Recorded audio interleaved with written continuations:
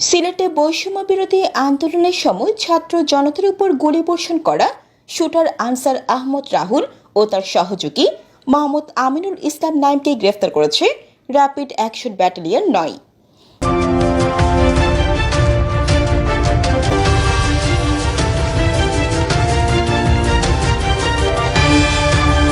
তাদের একটি টিম বুধবার ৬ নভেম্বর বেলা ২:৩০টার দিকে সিলেট জেলার ওসমানীনগর থানার বড় হাজিরপুর গ্রাম থেকে এই দুই সন্ত্রাসীকে গ্রেফতার করে।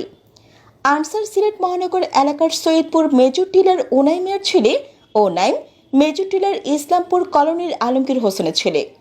র্যাব ৯ এর media officer senior ASP Moshiur Rahman Sohel জানান, গোয়েন্দা তথ্যের ভিত্তিতে তাদের একটি টিম মঙ্গলবার বেলা ২:৩০টার দিকে ওসমানীনগর উপজেলার পশ্চিম পৈলনপুর ইউনিয়নের বড় হাজিপুর গ্রামের মোস্তফা মিয়ার বাড়িতে অভিযান চলে এই দুজনকে গ্রেফতার করে।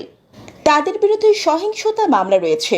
৫ আগস্টের আগে ছাত্র জনতার আন্দোলনে এই দুই আসামি গুলিবর্ষণ করেছেন। এসব অভিযোগে ২৮ আগস্ট দায়েরকৃত মামলার এজাহারভুক্ত আসামি এই দুজন। এছাড়া আনসারের বিরুদ্ধে আরও মামলা রয়েছে বলে জানা গেছে। গ্রেফতারের পর আনসার ও নাইমকে শাহপুরান থানায় হস্তান্তর করা হয়েছে।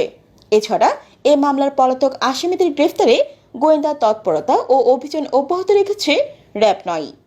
জান্নাতুল আফসানা, নিউজ ডেস্ক।